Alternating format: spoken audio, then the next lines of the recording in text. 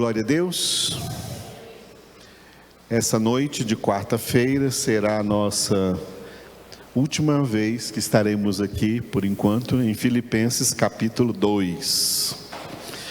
Pela graça de Deus, nós na próxima quarta já entraremos no capítulo 3 da Epístola de Paulo aos Filipenses. Então leiamos juntos em oração Filipenses 2. Se há, pois, alguma exortação em Cristo, alguma consolação de amor, alguma comunhão do Espírito, se há entranhados afetos e misericórdias, completai a minha alegria, de modo que penseis a mesma coisa, tenhais o mesmo amor, sejais unidos de alma, tendo o mesmo sentimento. Nada façais por partidarismo ou vanglória, mas por humildade, considerando cada um os outros superiores a si mesmo. Não tenha cada um em vista o que é propriamente seu, senão também cada qual o que é dos outros. Tende em vós o mesmo sentimento que houve também em Cristo Jesus, pois ele, subsistindo em forma de Deus, não julgou como usurpação o ser igual a Deus. Antes, a si mesmo se esvaziou, assumindo a forma de servo, tornando-se em semelhança de homens, e reconhecido em figura humana, a si mesmo se humilhou, tornando-se obediente até a morte e morte de cruz. Pelo que também Deus o exaltou sobremaneira e lhe deu o nome que está acima de todo nome, para que ao nome de Jesus se dobre todo joelho nos céus, na terra e debaixo da terra, e toda língua confesse que Jesus Cristo é Senhor, para a glória de Deus Pai.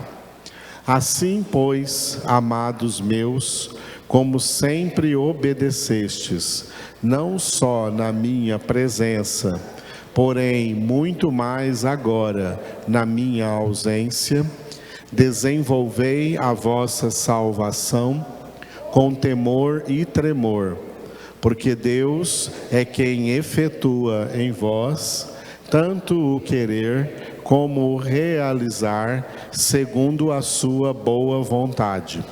Fazei tudo sem murmurações nem contendas, para que vos torneis irrepreensíveis e sinceros, filhos de Deus inculpáveis, no meio de uma geração pervertida e corrupta, na qual resplandeceis como luzeiros no mundo, preservando a palavra da vida, para que no dia de Cristo eu me glorie de que não corri em vão, nem me esforcei inutilmente.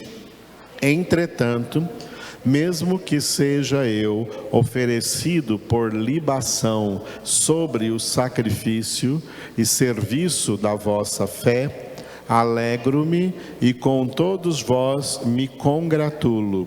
Assim, vós também, pela mesma razão, alegrai-vos e congratulai-vos comigo. Espero, porém, no Senhor Jesus, mandar-vos Timóteo o mais breve possível, a fim de que eu me sinta animado também, tendo conhecimento da vossa situação. Porque a ninguém tenho de igual sentimento que sinceramente cuide dos vossos interesses, pois todos eles buscam o que é seu próprio, não o que é de Cristo Jesus. E conheceis o seu caráter provado, pois serviu ao Evangelho junto comigo, como filho ao Pai, Este, com efeito, é quem espero enviar, tão logo tenha eu visto a minha situação. E estou persuadido no Senhor de que também eu mesmo brevemente irei. Julguei, todavia, necessário mandar até vós Epafrodito, por um lado, meu irmão, cooperador e companheiro de lutas, e por outro, vosso mensageiro e vosso auxiliar nas minhas necessidades, visto que ele tinha saudade de todos vós e estava angustiado, porque ouvistes que adoeceu. Com efeito, adoeceu mortalmente. Deus, porém, se compadeceu dele, e não somente dele, mas também de mim, para que eu não tivesse tristeza sobre tristeza. Por isso, tanto mais me apresso em mandá-lo, para que, vendo-o novamente, vos alegreis, e eu tenha menos tristeza. Recebei-o, pois, no Senhor, com toda a alegria, e honrai sempre a homens como esse, visto que, por causa da obra de Cristo, chegou ele às portas da morte, e se dispôs a dar a própria vida, para suprir a vossa carência de socorro para comigo. O nosso tema de hoje, encerrando o capítulo 2 de Filipenses, repita depois de mim, fraternidade cristã. Aqui está uma coisa que nós vamos ver nesse tema de hoje, que é algo na nossa santificação que nós temos dificuldade para praticar como deveria ser uma verdadeira fraternidade cristã. Porque fraternidade vem de irmandade, vem de irmãos. E isso fala de relacionamentos interpessoais entre irmãos em Cristo. E aqui está uma coisa na nossa santificação que nós precisamos demais. Primeiro, precisamos aprender a nos relacionar. Como nós temos dificuldades com relacionamentos. Segundo, precisamos ser curados pelo Senhor por tantas machucaduras, tantas feridas oriundas de maus relacionamentos nessa vida. Família é algo criado por Deus, e como existem traumas familiares que se apegam em nós por causa dos maus relacionamentos familiares. Mas Deus está fazendo ainda uma nova família, que Paulo chama em Efésios 2 de a família de Deus, a família dos salvos. Se enquanto na terra você sentiu o peso, o apego, a ligação consanguínea pelos membros da sua família terrena, o sangue da nossa família terrena não tem poder. A família que Deus está formando não é baseada no sangue de nenhuma família na terra. A família que Deus está formando para morar eternamente na glória é baseada no sangue do seu Filho Jesus.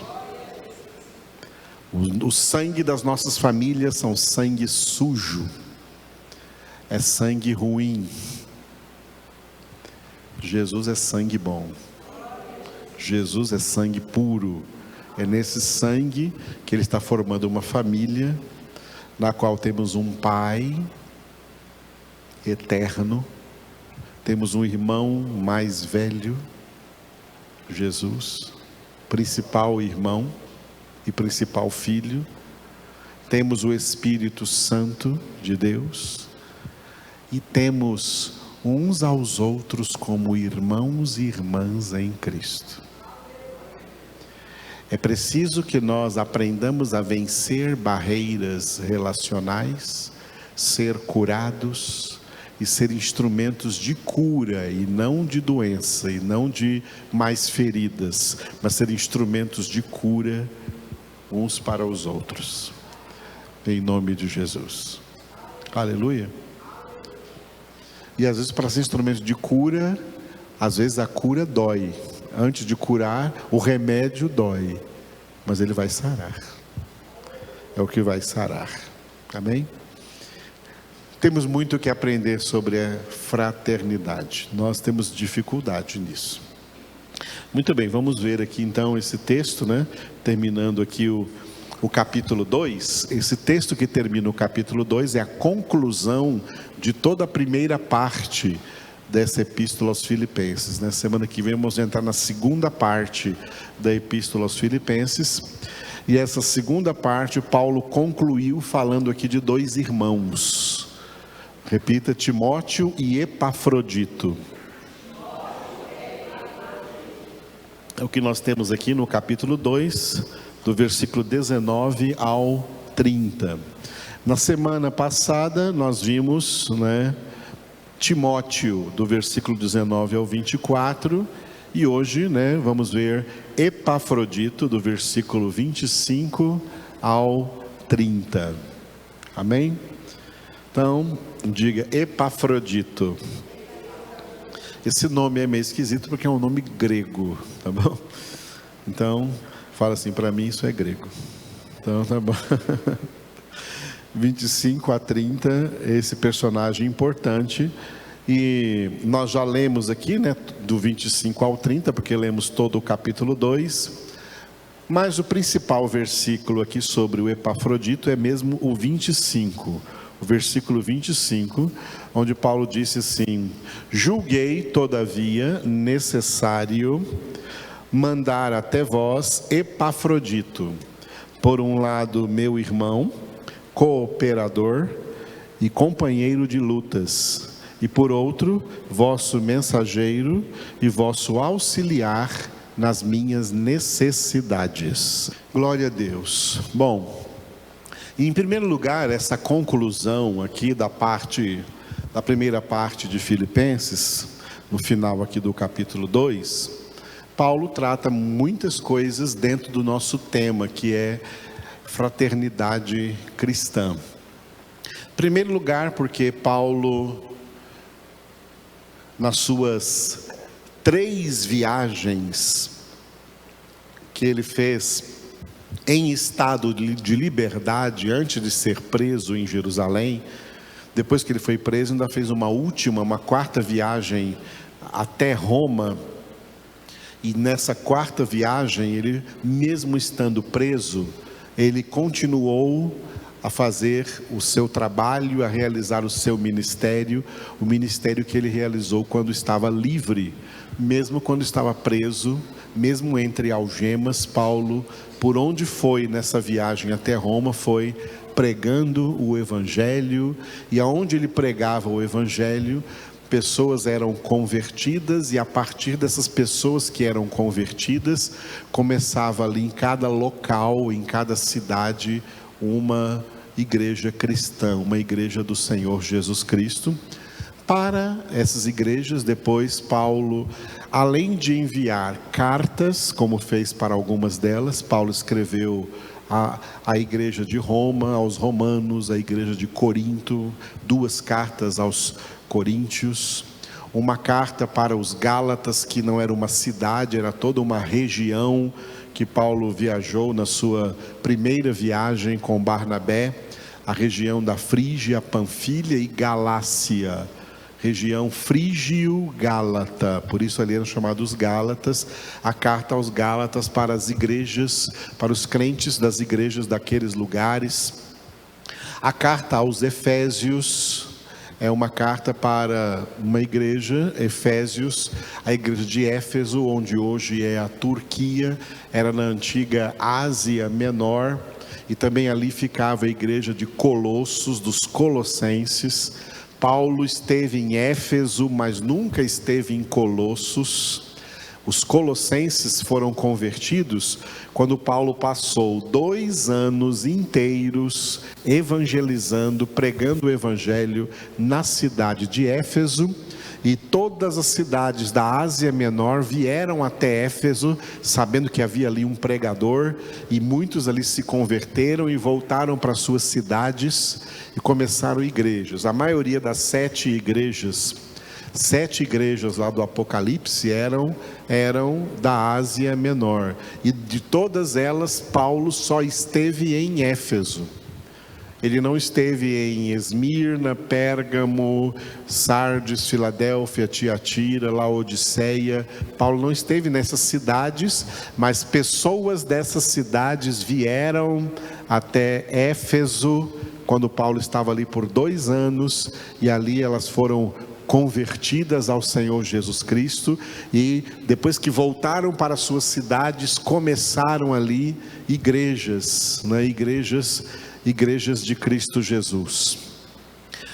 Paulo escreveu aos Tessalonicenses 2 cartas, 2 cartas aos Tessalonicenses, que ficava ali na Macedônia, onde ficava também Filipos, que foi a primeira cidade na Macedônia onde Paulo pregou, e depois escreveu essa cartinha que nós estamos aqui nela, a carta aos Filipenses.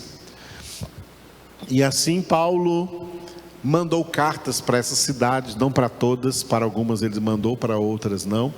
E além de mandar cartas, Paulo, uma vez aprisionado, ele aproveitou a liberdade dos discípulos que ele formou: Timóteo, Tito, Silas, Epafrodito, o casal Priscila e Áquila. E Paulo mandava essas pessoas visitar as igrejas, edificando as igrejas, vendo como essas igrejas estavam passando e dando um apoio espiritual, ensinamento da palavra para essas igrejas. Quando ele escreveu a primeira carta para Timóteo, ele estava mandando Timóteo ficar por um tempo ainda pastoreando a igreja de Éfeso. Quando ele escreveu a carta para Tito, ele mandou Tito pastorear por um tempo, organizando a igreja de Creta, da ilha de Creta, onde Paulo passou evangelizando na sua 4ª viagem, na viagem que ele estava aprisionado, e o navio dele, por causa da tempestade e das intempéries, de muita chuva forte e vendaval, teve que parar ali num dos portos da ilha de Creta, e Paulo aproveitou essa parada para evangelizar vários cretenses, habitantes daquela ilha. Olha só, olha as dificuldades. Paulo estava preso, algemado, sendo levado como prisioneiro. O tempo era de vendaval, tinha um vendaval lá chamado Euroaquilão, um vento terrível, tempestade, chuva, e no meio dessas condições, Paulo pregou o evangelho aos cretenses. É maravilhoso isso, irmãos. É maravilhoso isso, quando a gente vê hoje tanto crente mole. Isso é crente coisa nenhuma, crente é isso aí, ó. Mesmo com toda dificuldade, pregou o evangelho ali, deixou ali pessoas convertidas, e seguiu a viagem aprisionado, e escreveu a carta para Tito: Tito, vai lá em Creta e organiza os irmãos lá como uma igreja, organiza a igreja de Jesus lá em Creta. Então, mesmo aprisionado, Paulo então tinha esses relacionamentos com as igrejas, para saber que todos estavam bem, crescendo na graça e no conhecimento do Senhor.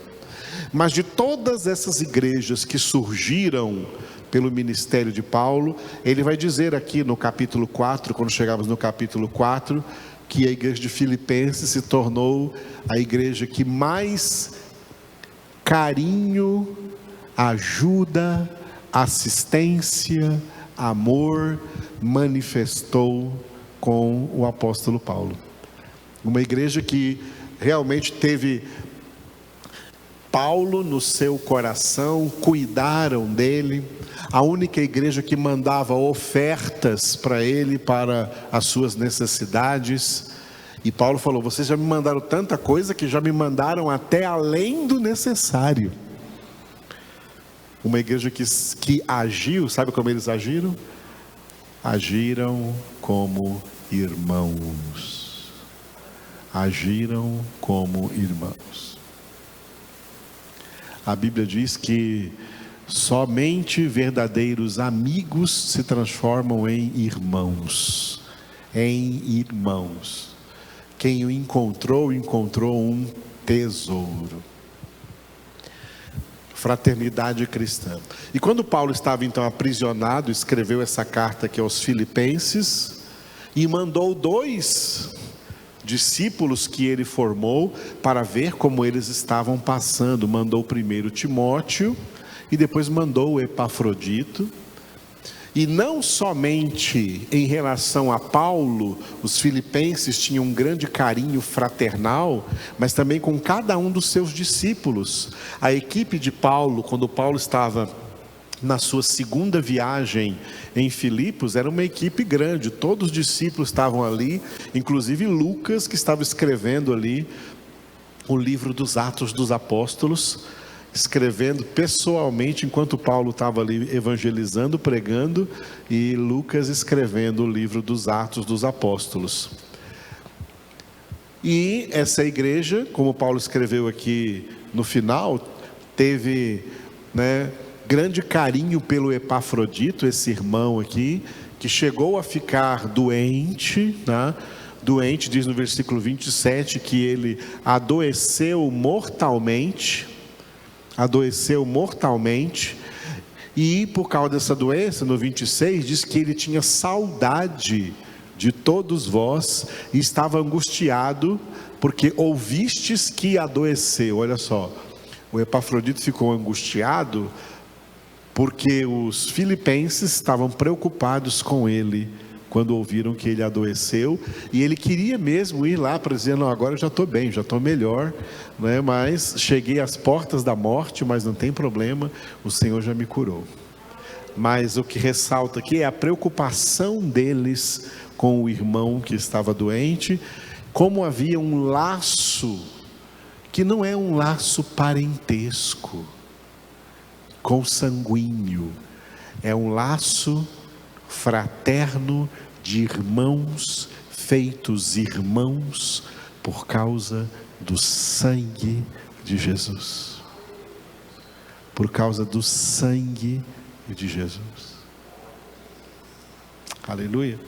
Então, por isso esse nosso tema aqui, nosso tema da fraternidade. Quando Paulo apresenta o Epafrodito, quando ele apresentou Timóteo, nós vimos ali, o tema nosso foi, semana passada, foi o caráter cristão. E agora, quando ele apresenta o Epafrodito, o nosso tema é fraternidade cristã. E nós vemos aqui nesse versículo 25, um versículo só, as características de Epafrodito. Repita depois de mim: irmão, cooperador, companheiro de lutas, mensageiro, auxiliar.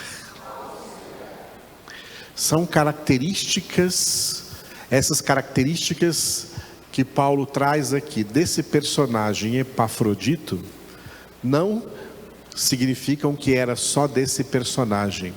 Por isso que ao escrever, Paulo estava aqui sob a inspiração do Espírito Santo e dando o exemplo de Epafrodito, trazendo Epafrodito como um modelo de crente,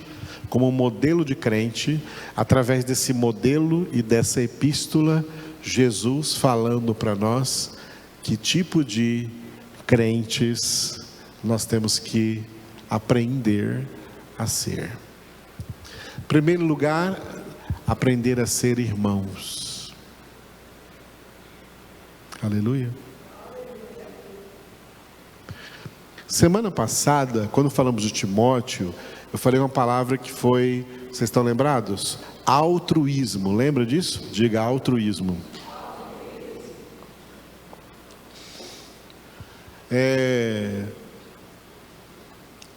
tem uma coisa terrivelmente egoísta que muitas vezes nós mesmos manifestamos, que é o contrário de altruísmo. Eu não faço nada para me achegar aos irmãos, a nenhum irmão. Eu só vou fazer se um deles chegar a mim. Se um deles chegar a mim. Isso é egoísmo. Aí fica no seu canto. Aí se ninguém chega nele, vai dizer assim: ah, aquela igreja é fria, ninguém chega em mim, ninguém fala comigo, ninguém me cumprimenta, ninguém me abraça, ninguém está nem aí para mim. Oh, pobre coitado. Isso é egoísmo. Como cristãos, nós não temos que ter a atitude de ficar esperando que alguém se chegue a nós. Efésios capítulo 5, versículo 1, está escrito assim: sede imitadores de Deus. Você percebeu que para nossa salvação foi Deus quem tomou a iniciativa? Para nos amar, foi Deus que tomou a iniciativa.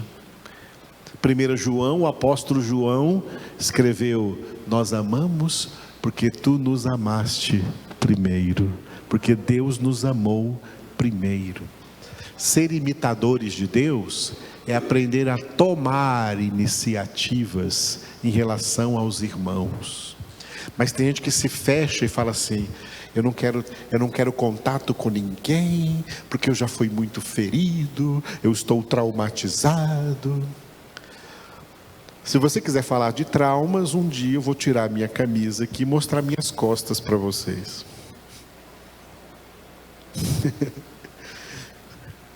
Estou falando metaforicamente, tá? Eu estou cheio de canivete nas costas, estou cheio de facada nas costas, estou cheio de chicotada nas costas, porque desde que eu conheci Jesus, eu abri os braços para abraçar muita gente que me esfaqueou,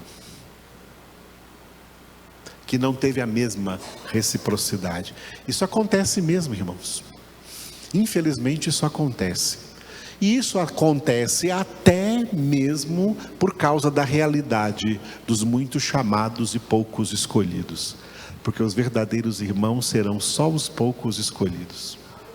Muitos chamados vão sempre te machucar porque eles não são escolhidos, não são tratados, não são tratáveis. E continuam tóxicos em seus relacionamentos. E quando você chega perto para abraçar, você acaba se intoxicando. Infelizmente isso existe. Mas fazer o quê? Nós temos que amar até os inimigos, Jesus disse. Amai os vossos inimigos, fazei o bem aos que vos odeiam, orai pelos que vos perseguem, abençoai-os e não os amaldiçoeis. Se temos que ser assim com todos os homens, amar a todos os homens, e Jesus ainda modificou o mandamento do amor, que no Antigo Testamento era: amarás o teu próximo como a ti mesmo. E no Novo Testamento Jesus disse em João 13:34: novo mandamento vos dou, amai-vos uns aos outros como eu amei vocês. Glória a Deus. Se eu mostrar para vocês minhas cicatrizes, eu também vou dar para você testemunho que as cicatrizes existem, mas eu estou curado, porque Jesus cura. O amor de Deus cura. O amor de Jesus cura. O amor do Espírito Santo cura. O fruto do Espírito Santo nos cura. Na vida espiritual, na plenitude de vida espiritual, nós temos cura, irmãos. Quem não é curado fica se retraindo. Tenho medo de me aproximar, tenho medo de chegar e depois eu vou me machucar de novo. Não. Quando Jesus cura, esse medo acaba, tá? Quando Jesus cura, esse medo acaba. E se for machucado de novo, Jesus cura de novo. Jeová Rafá sempre nos cura. O Senhor é o Deus que sempre nos cura. Mas não fique doente, busque a cura. E essa cura vem com verdadeira vida espiritual, verdadeira busca espiritual. Por isso que os textos que a gente mais trabalha aqui nessas epístolas de Paulo é para a busca de uma vida espiritual plena. Porque numa busca de vida espiritual plena, nós teremos toda a condição de superar quaisquer dificuldades que tenhamos, inclusive de relacionamentos entre irmãos.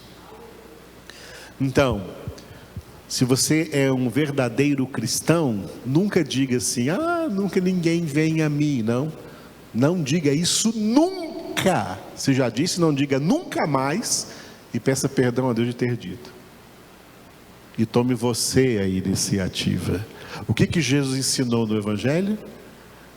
O que você quer que os outros façam com você, faça você com eles. Fique esperando eles fazerem com você, não. Faça você com eles. Seja boa pessoa. Seja uma pessoa de Deus. Seja uma pessoa livre. Seja uma pessoa aberta. Aqui está um dos ensinamentos da cruz. Jesus morreu de braços abertos. Seja alguém de braços abertos. Seja alguém que tem afeto e não desafeto. Seja alguém que seja afetuoso. Jesus nos ensina isso. É claro que quando fazemos isso, corremos o risco de levar muitas facadas, muitas chicotadas, muitos tapas. Aleluia, Jesus também levou nos amando. Foi ferido pelas nossas iniquidades e nos perdoou. Lá no céu, no corpo humano dele, ele ainda vai mostrar para nós as cicatrizes. Está aqui, as cicatrizes nas mãos, nos pés, no lado. Jesus vai estar lá com as suas cicatrizes, do tanto que nós o ferimos, mas ele nos perdoou para ser nosso irmão e nos receber como irmãos. Aleluia. Irmão. Tem gente que gosta de títulos, né? Tem uma pregação, de vez em quando eu faço essa pregação aqui, dos 3 títulos principais que nós temos. O melhor deles é filhos. Diga, eu sou filho de Deus. Bom, se eu sou filho, você é filha, você é filho, então o que somos? Segundo título? Irmãos e irmãs, é o segundo título, irmãos. E o terceiro título, todos nós somos servos. Diga, servos e servas. Aleluia. Somos, olha só, servos de Deus, servos de Cristo, servos do Espírito Santo, servos do Evangelho, servos da palavra, como Timóteo, que vimos a semana passada, serviu ao Evangelho. Somos servos do Evangelho, mas não esqueça, somos também servos uns dos outros. E não somente servos uns dos outros, servos no sentido de servir. Estamos aqui para servir uns aos outros. Vamos acabar com aquele egoísmo de ficar só esperando ser servido. Jesus disse, eu não vim para ser servido, eu vim para servir e dar a minha vida. Para de querer ser servido e comece a servir. Comece a servir, seja servo, porque ser servos uns dos outros é ser servo de Deus, e essa servidão, esse serviço ultrapassa a fraternidade cristã. Nós também somos servos de todos os homens, mesmo dos ímpios, porque Jesus nos mandou servir a eles a palavra de Deus. Levar de bandeja para eles a palavra de Deus. Sabia que a palavra servo vem de diáconos? Diáconos significa servo, mas literalmente diácono vem do grego garçom. O garçom que serve à mesa. Lembra quando você ia no restaurante à la carte e o garçom servia na mesa? Nós somos os garçons para servir de bandeja o alimento espiritual que as pessoas verdadeiramente precisam, a palavra de Deus. Então fomos feitos pelo Senhor servos dos homens, para servir a eles o Evangelho de Cristo, servir a eles a palavra de Deus. Bom, irmão, aleluia. Diga quem está perto de você aí, você é meu irmão ou irmã. Aleluia, glória a Deus. Segunda palavra, diga cooperador. Cooperador é alguém que opera junto com, alguém que trabalha junto com, tá? Alguém que trabalha junto com. Glória a Deus. O ministério cristão, o ministério da igreja não é o ministério de uma única pessoa, por exemplo, um pastor. Não. Vocês não estão aqui apenas aí assentados, vocês estão aqui para cooperar, trabalhar junto comigo, trabalharmos juntos. Glória a Deus.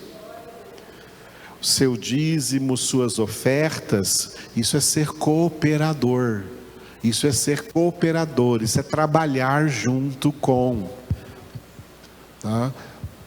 Pregar para outros o que você ouve aqui é ser cooperador, é trabalhar junto com, é operar junto com, ser alguém ativo no reino.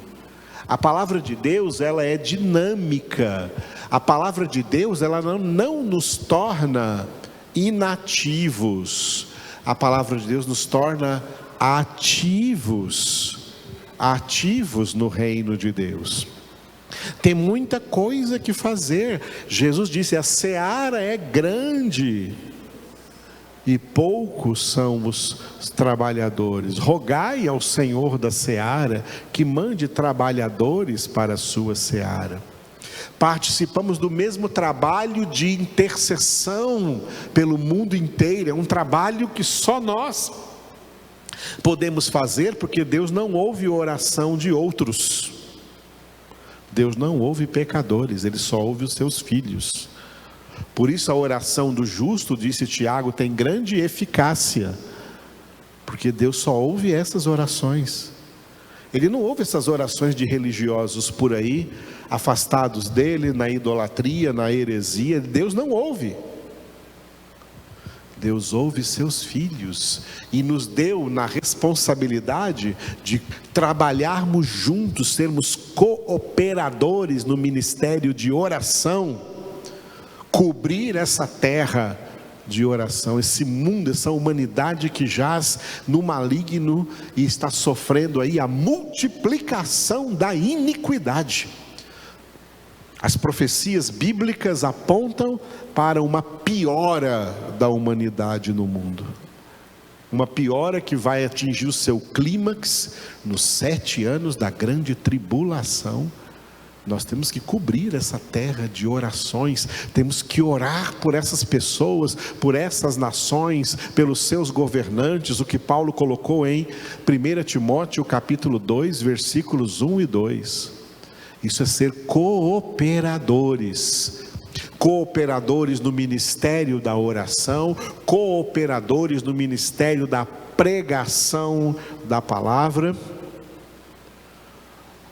Achei uma coisa muito boa. O Ulisses agora ficou aposentado, né? Ele falou: pastor, eu estou aposentado, então eu vou ter mais tempo livre.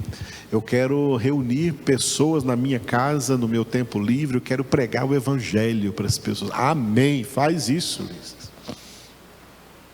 Isso é ser cooperador, tá? Cooperador. Nós não precisamos ficar fazendo reuniões sociais, não, tá? Quem precisa fazer reunião social é quem pertence à sociedade. Nós não pertencemos à sociedade do mundo, nós pertencemos ao reino de Deus. Use a sua casa e convide pessoas lá para a sua casa, da sua vizinhança, de onde quer que seja. Prega a palavra para eles. Eu chamei vocês aqui para dar para vocês uma mensagem, tá? Prega uma palavra, seja criativo, digite alguma coisa, impressa, coloque lá para ler, igual eu faço com vocês aqui com o boletim. Pega o nosso próprio boletim, leia com alguém lá, faça reuniões assim. É cooperador, irmãos. Não é ficar esperando que o pastor crie trabalhos para você fazer, porque Deus já criou os trabalhos que você tem que fazer. Está tudo aqui, é só obedecer a palavra. Vós sois o sal da terra, vós sois a luz do mundo. Diga agora, companheiro de lutas. Nós estamos lutando as mesmas lutas, tá? Estamos lutando as mesmas lutas. Estamos lutando não contra homem nenhum. Tem lutas aqui no plural, e essas lutas no plural aqui, nessa lista de lutas, não existe luta contra pessoas humanas, não existe luta contra seres humanos. Nós não estamos lutando contra seres humanos. Os seres humanos nós temos que amá-los, e amá-los é uma luta. Nós temos que orar por eles, e orar por eles é uma luta. Nós temos que pregar e testemunhar para eles, isso é uma luta. Nós temos que evangelizá-los, isso é uma luta, mas não lutar contra eles. A nossa luta é contra principados e potestades. A nossa luta é no campo espiritual, é contra Satanás, é contra os demônios. Vamos expulsar essa galera, vamos dar ordens para esses espíritos sujos, vamos colocá-los no seu lugar. Aqui não, Satanás, fora, em nome de Jesus. Aleluia. É a nossa luta. Só nós temos poder para lutar contra o diabo. As outras pessoas não têm. O diabo domina a vida delas. Mas a nós, Jesus disse em Lucas 10:19: eu vos dei autoridade para pisar serpentes e escorpiões e todo o poder do inimigo, e nada absolutamente vos causará dano. Aleluia. Nós é que temos autoridade sobre Satanás e os demônios, não eles sobre nós. Lutas, somos companheiros de lutas uns dos outros, porque além da luta espiritual, temos, contra os principados e potestades do mal, nós compartilhamos juntos, nós temos comunhão juntos, na mesma luta, pela nossa santificação. Eu estou me santificando, você está se santificando, cada um de vocês estão se santificando, estão aprendendo muito aqui o que é santificação. Estamos juntos nessa luta, irmãos, somos companheiros nessa luta. Aquilo que é difícil para você também é difícil para mim, é difícil para todos, mas Deus nos deu condições de vencer, de ser mais que vencedores na luta contra o pecado. Hebreus 12:4, na vossa luta contra o pecado ainda não tendes resistido até o sangue. Essas lutas é o que Paulo chama de bom combate, e ele fala para Timóteo depois: combate comigo o bom combate da fé. Aleluia. Fala para quem está perto aí: combate comigo o bom combate da fé. Aleluia. Olha, por falar em combate da fé, Judas escreveu aqui antes do Apocalipse que uma outra luta que nós temos, tá? É a luta em defesa da fé genuína, que uma vez por todas foi entregue aos santos. A luta contra as heresias, contra as mentiras que estão por aí. Vocês estão aqui aprendendo toda a verdade. Esclareça os irmãos que estão lá fora. Diga para eles: olha, irmão, isso que está fazendo aí está errado. Isso é heresia, o que as igrejas estão ensinando, esse negócio de campanha, esse misticismo. Isso está errado. Ensina para eles que isso está errado. Tá? Mostra o que é certo. Se te ouvir, ganhaste o teu irmão. Se não te ouvir, o problema está com ele. Mas você não deixou ele ficar na ignorância. Você agiu de tal maneira para ele conhecer a verdade. Amém? Então olha, companheiros, amém? Diga: somos companheiros de lutas. Penúltima palavra, diga: mensageiro. Deus fez de nós, é nesse sentido aí que Deus fez de nós anjos. Anjo, do hebraico malachi, o nome de Malaquias, no grego angelos, traduzido para o português é mensageiro. Todas as pessoas que foram alvos da mensagem do Evangelho, receberam a mensagem do Evangelho.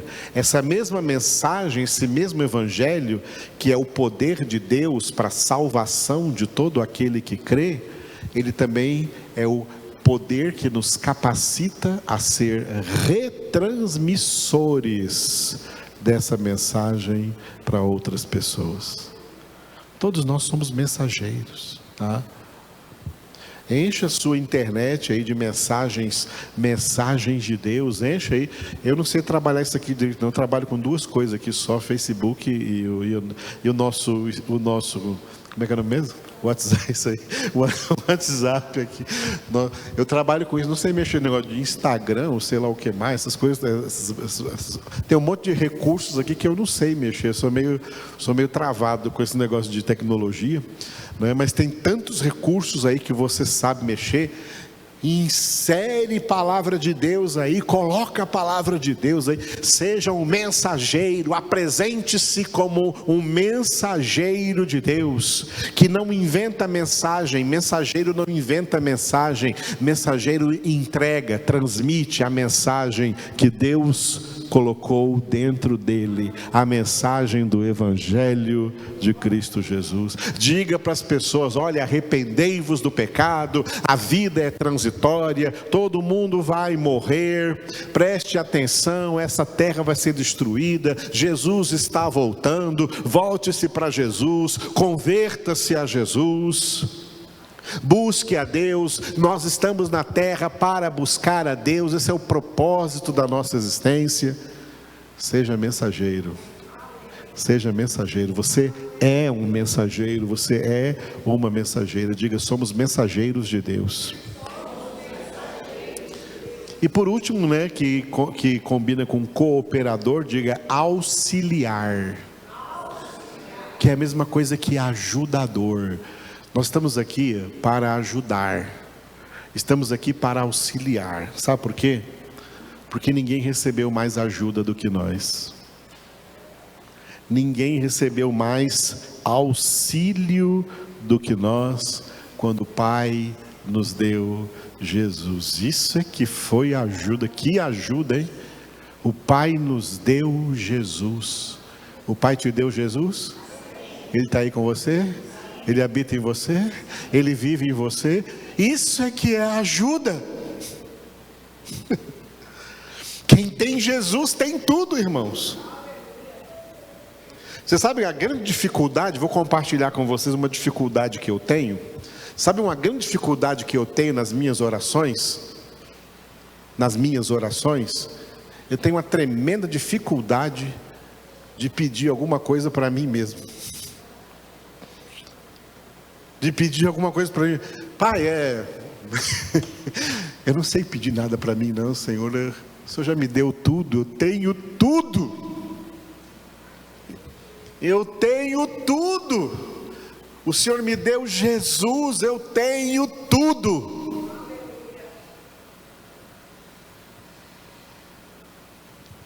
Quem tem Jesus fica com dificuldade de pedir alguma coisa para si. O que eu vou pedir para mim mesmo? Deixa eu ver o que está me faltando.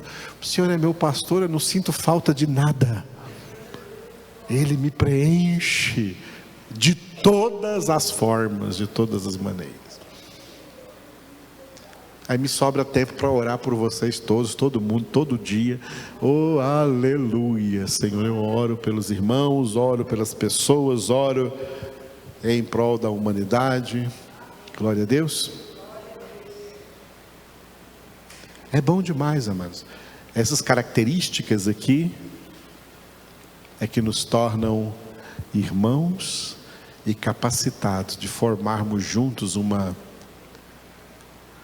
fraternidade cristã. Sermos fraternos, sermos irmãos uns com os outros, em nome de Jesus.